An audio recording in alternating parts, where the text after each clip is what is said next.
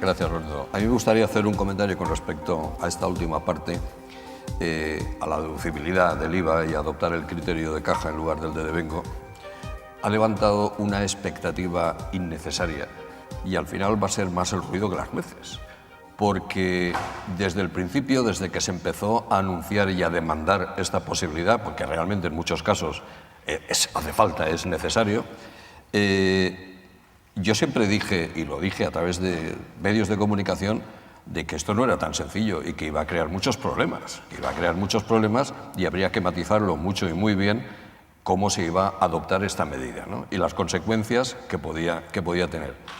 Al final ya estamos viendo de que esto va llevando, como un embudo, lo va llevando hacia el agujerito donde va a salir esa medida en unas condiciones y en unas determinadas características que en un principio parece que se habían un poco desorbitado. Decir, ¡ay, pues qué bien! No voy a pagar el IVA hasta que no lo cobren, no voy a ingresar. No, pero a ver, pero vas a tener que adoptar el criterio para las que tú pagues exactamente lo mismo, etcétera, etcétera, etcétera.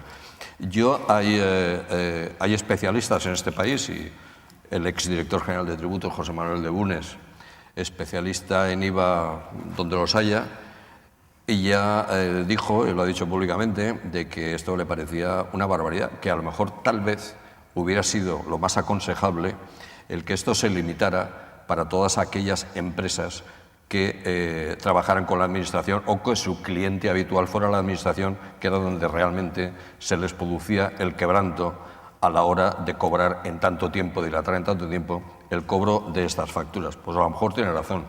Yo creo que al final, tú me decías antes que no, que la repercusión iba a ser importante. Yo creo que, primero, por la complejidad que va a llevar, y es un valor añadido más al coste fiscal indirecto que siempre estamos hablando, porque va a haber un mayor control, no cabe duda. La agencia tributaria, como tú bien has dicho, va a exigir más control y que le demostremos realmente, el que se acoja al criterio de caja, pues que tenga unos controles perfectamente definidos y ellos lo puedan comprobar. Eso parece lógico. Quiero decir que esa es la primera, el coste añadido que va a llevar en cuanto a controles internos de la propia empresa. Y después, la espada de Damocles, es decir, bueno, a todos los que se acojan a este criterio, pues ojo, que vamos a estar muy encima de ellos para que no se genere más fraude en el IVA que el que se viene generando.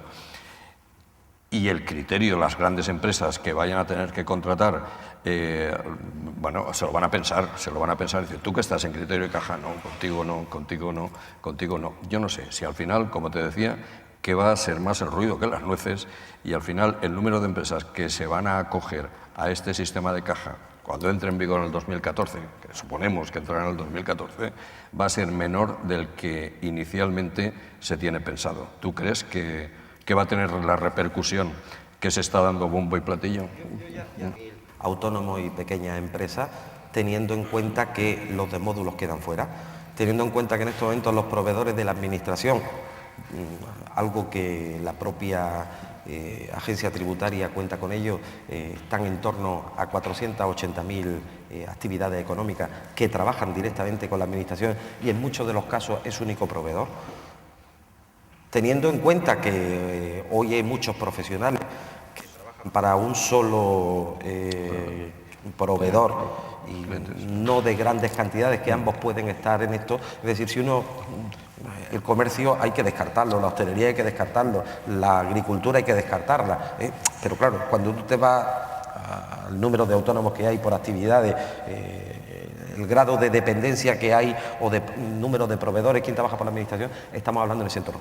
Yo, de todas formas, coincido contigo que nosotros habíamos pedido en un principio, no ahora, sino cuando era director general de tributos, José María Brunet, para las administraciones públicas. Porque además parece algo coherente. Incluso, y lo digo aquí en el entorno de una asociación profesional de asesores fiscales, nuestra idea con la administración pública era diferente. No cambiar el sistema del IVA, sino la reinversión del sujeto pasivo. Es decir, que fuera la administración pública quien se hiciera cargo de ese IVA. que nosotros hubiéramos facturado a la administración sin IVA y que la responsabilidad de ese IVA hubiera recaído sobre la propia administración. Lo que se ha hecho ahora con el tema de la construcción, ¿no? O sea, eso era lo ideal. Pero bien, se ha avanzado, se ha llegado hasta aquí, se ha llegado hasta aquí, y yo creo que es justo.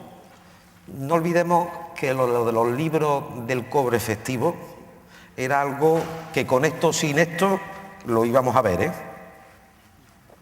Es decir, que el hecho de que ahora haya que presentar trimestralmente los libros del cobro efectivo... Está demorando la entrada en vigor del envío telemático de los libros registrados. ¿Cuánto tiempo se está demorando? ¿Por qué? Y la entrada en vigor en el año 2014, que claro, a todos nos hubiera encantado que hubiera entrado antes. Esto tiene... A la administración no soy yo el que lo dice, ¿no? La legislación... los políticos les gusta hacer una cosa, pero la legislación lleva su proceso. Esto va como proyecto de ley, como anteproyecto de ley, entra como proyecto de ley en las Cortes Generales, entrará prácticamente en el Congreso de los Diputados en el mes de abril, antes de julio no está aprobado entre Congreso y Senado en el BOE y por tanto hemos pasado 2 trimestres.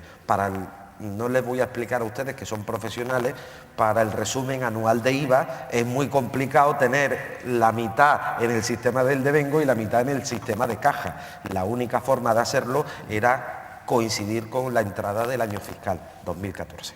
Para haberlo hecho de otra forma, la decisión había que haberlo tomado en septiembre-octubre. Y hay otra cuestión, y antes de ceder el turno de intervenciones al auditorio, hay otra cuestión que no me gustaría dejar de comentar, y es la siguiente. Ahora, se está hablando, y el título de esta mesa de debate, emprendedurismo, etcétera, etcétera. Iniciativas para los jóvenes emprendedores y demás. Parece que se está fomentando mucho, ya veremos la efectividad de las medidas, eso es la segunda parte, pero se está intentando fomentar el emprendedurismo para jóvenes empresarios, ¿no? Bien. Pero yo es que sigo haciéndome cruces, es decir, y al empresario que ha estado aguantando el tirón, por llamarlo de una manera suave, durante todos estos años, no se le ha fomentado ninguna ayuda. No es que no se le ha fomentado ninguna ayuda, es que los han trillado a impuestos. Es decir, no parece que está un poco en contradicción. Es decir, voy a fomentar el emprendedurismo con unas rebajas fiscales que pueden ser más o menos efectivas, eso siempre va a ser discutible, pero al empresario que ha estado aguantando, lo único que se le ha hecho ha sido subir los impuestos. Esto parece que choca frontalmente una cosa con la otra. Es decir, falta tal vez un poco de sentido común y de cordura y encontrar ese término medio para favorecer a unos y a otros, a unos y darles el reconocimiento que realmente se merecen por haber estado aguantando de una manera casi diría yo que heroica, y a los otros para incentivarles a que se creen nuevas empresas, ¿no? A mí esa balanza no lo termino de entender. La verdad es que no termino de encontrar la explicación. No sé si algunos de los compañeros de mesa pues encontráis lógico esto o pensáis que no es, no sé. Me gustaría conocer vuestra opinión en ese sentido. Bueno, siempre, esto no es nuevo, siempre la legislación ha tenido lo que son incentivos para el que empieza. Yo empecé como autónomo en el año 87 y tuve una reducción de lo que es tanto la cotización como de lo que son los pagos a cuenta de IRPF, porque siempre se ha apoyado, no nos equivoquemos. Lo que acaba de salir se establece en un entorno de una estrategia de emprendimiento que viene de la Unión Europea con fondos europeos. Ahora, ¿es suficiente? No, yo creo que en cuanto a emprendedor hay que extenderlo a otros de estos. Ahora, cuidado que no solamente hay que apoyar al que empieza, sino como tú dices, al que está. Porque en estos momentos los resultados que tenemos es que hay más gente que se da de baja que gente que se da de alta. Y claro, ahí es donde tenemos el gran problema. Las bajas que se dan hoy, ¿por qué son? Caída del consumo, falta de crédito, morosidad, unos impuestos que están estrangulando a la economía, porque la están estrangulando. Por fin, desde el propio gobierno se reconoce que esta recesión y esta caída del consumo viene por esa vuelta de tuerca que se ha dado, que desde mi punto de vista ha sido excesiva. Pero claro, el problema es que esto no lo tenemos que creer. Y no tenemos que creer que en España el 70% de nuestro tejido empresarial tiene entre 0 y 3 trabajadores. Yo resido en una provincia como es Cádiz, donde no van nada más que millones y millones de euros a intentar que la bahía competitiva, a intentar ayudar allí a empresas tecnológicas que llegan, ponen la mano, se lo llevan, deslocalizan y se marchan. Y sin embargo, los que están hoy, mañana y pasado, son el del comercio, el de la hostelería, el del gimnasio, el taxista, y a eso no le llega nada. Yo me muestro contrario a todo tipo de subvenciones. Lo que no puede ser, es lo que no puede ser. A mí, yo creo, a veces, y fíjese que en los últimos días presumimos de que las empresas automovilísticas vienen a España, y lo digo en Valencia, Claro, coño, no van a venir a España. Si le ponemos en vez de la alfombra roja, alfombra de billetes de euros. O sea, vamos a ser claros. En este país, a las empresas automovilísticas no se marchan de aquí. Ni de los de Ryanair tampoco se marchan de aquí. ¿Cómo se va a marchar? Ustedes me entienden lo que he dicho. ¿Alguno de vosotros o alguien de ustedes quiere intervenir y hacer una pregunta? Hola, buenos días. Yo quería hacerle una pregunta a Cristóbal Navarro respecto de las cooperativas, de ese proyecto que en realidad me parece muy bueno. ¿Qué datos objetivos o de dónde crees que puede la cooperativa de crédito obtener pasivo para prestar a los pequeños empresarios? Eso por una parte. En la otra, quería incidir en algo que ya se ha discutido, pero quería dar también un poco otra nota. Estamos hablando de cambiar el criterio de devengo por el de caja en el IVA, pero me gustaría recordar que además del IVA, hay otros varios impuestos que también se recaudan con este criterio del devengo, como el del alcohol y alguno más, que suponen miles de millones de euros. Miles de millones. Una empresa pequeña, un depósito fiscal pequeño, puede estar pagando al año una media de entre 2 y 5 millones de euros de impuesto especial de alcoholes, teniendo en cuenta que es el 830,25% el tipo de este impuesto. Luego, bien, que el IVA es muy importante, de acuerdo, pero ojo con lo demás. Y además hay otra cosa que hay que tener en cuenta, las compras a plazos, cómo se va a aplicar ese cambio de criterio. Yo tengo muchas dudas de que el coste indirecto que supone la gestión o el control del cambio de criterio sea cuanto menos gravable, o sea, una grava para el pequeño empresario. Tengo muchas dudas.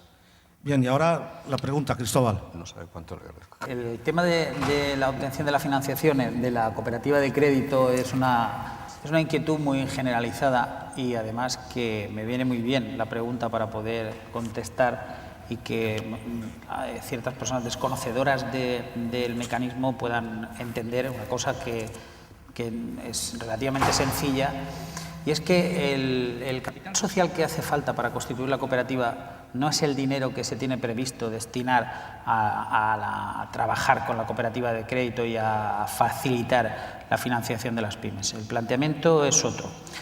Ese capital inicial es un capital que tiene que respaldar la viabilidad del proyecto en cuanto al tema de gastos de estructura y demás, pero posteriormente lo que necesita la cooperativa es un balance de intermediación, de la intermediación clásica de toda la vida. Pasivo, captar pasivo y activo y cobrar por la intermediación de esa gestión. Es lo que ha hecho la banca toda la vida, bueno, menos estos últimos años, que se ha dedicado literalmente a estafar a las pequeñas y medianas empresas y a ciudadanos. Pero si se hace la intermediación pura, lo que sucede es que hoy por hoy hay una gran desconfianza en el mercado financiero y todo el mundo desconfía de las entidades financieras. Y no por ello tendrían que confiar más en una cooperativa de crédito. Lo que sucede es que realmente el ciudadano y la empresa, cuando está confiando en el banco, realmente lo que está haciendo es confiar en el fondo de garantía de depósitos.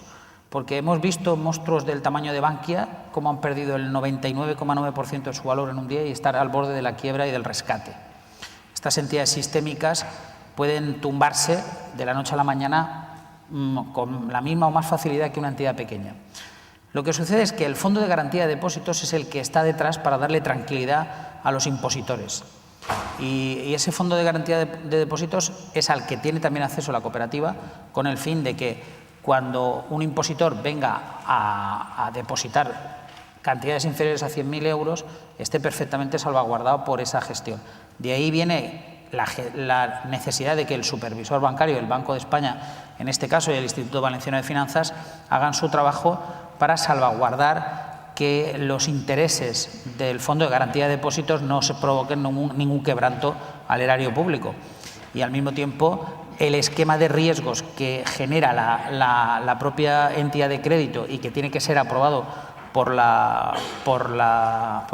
el supervisor es el que va a dar no solamente la rentabilidad y al mismo tiempo la seguridad de que el dinero que se recoge se emplea tal y como se ha marcado en ese esquema de riesgos. En definitiva, pensemos que hoy por hoy ha habido una gran dispersión de personas, y esto lo hemos visto todos los que somos asesores a través de nuestros clientes, hemos visto como todo el mundo decía: yo hasta 100.000 euros dejo en este banco, hasta 100.000 euros en este otro banco, hasta 100.000 euros. Pero claro, como hay tan pocos bancos, pues hay muchos casos en los que le faltan entidades para poder cumplir el... Hay menos 100.000 euros. Claro. Entonces, ese es el tema.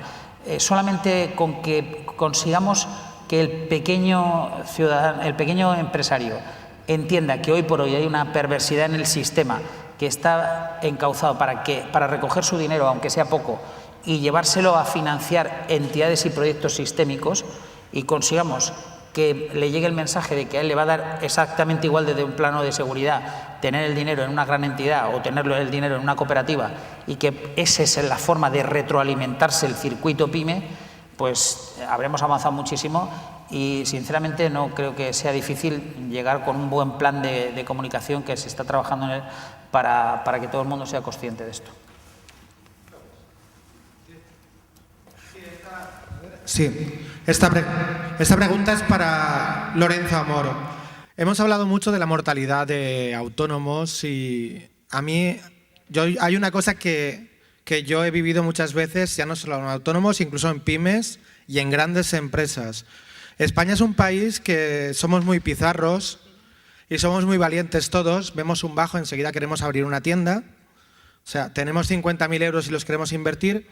Y muchas veces yo estoy viendo autónomos, pequeños empresarios, incluso grandes empresarios, que no se deja aconsejar porque como desde que nos registramos en el registro civil ya todos somos entrenadores de fútbol, economistas, abogados y todo, ya sabemos de todo, muchos autónomos no se dejan aconsejar. O sea, dicen que ellos pueden hacer los trámites en Hacienda, que ellos saben su activo y su pasivo y sus beneficios cuáles van a ser y todo eso. ¿En qué porcentaje crees tú que afecta esto a la mortalidad de autónomos? En este aspecto estoy totalmente de acuerdo contigo. Fíjate que aquí en la Comunidad Valenciana, la organización ATA tiene firmado un acuerdo con los asesores fiscales y con el Colegio de Graduados Sociales, porque nosotros creemos que detrás de un autónomo tiene que estar un asesor, siempre. Entre otras cosas por las dificultades y las complejidades que tiene hoy la llevanza de los papeles y de todo, ¿no? de un autónomo. Claro, el problema es que aquí, ahora como hay tanta ansia de emprendedores, cualquiera tiene aquí capacidad de hacer un plan de viabilidad. Basta con ser, acaba de terminar la carrera de economista y ya puede hacer un plan de viabilidad. Yo, de verdad, creo que lo primero para hacer un plan de viabilidad es haber tenido una empresa. Porque aquí hay que fracasar. Yo me acuerdo, yo he dicho a ustedes que empecé en el año 87. Claro, a mí no se me ocurre otra cosa que plantear una ciudad importante y bonita, pero en aquel entonces con 250.000 habitantes. Y no se me ocurre otra cosa que llegar a ver y plantear el crear una empresa que prestara servicio a la gente que se iba a casar. Perdí 12.000 euros. Perdón, 2 millones de pesetas de aquel entonces, ¿no? Todos hemos fracasado alguna vez. Y el fracasar en España tiene que ser un camino hacia el aprendizaje. El problema también es que aquí estigmatizamos al fracasar. Lo estigmatizamos y lo apartamos. Pero desde la casa, En la casa, cuando el papá o la mamá llegamos y le decimos, es que yo quiero montar una empresa, quiero ser autónomo. Venga, hombre, que estás estudiando para que estés trabajando con Garrigue, en Cuatro Casas. No. Que hombre, que yo quiero montarme. Claro, como te montes y fracases, dices, ve, te lo dije.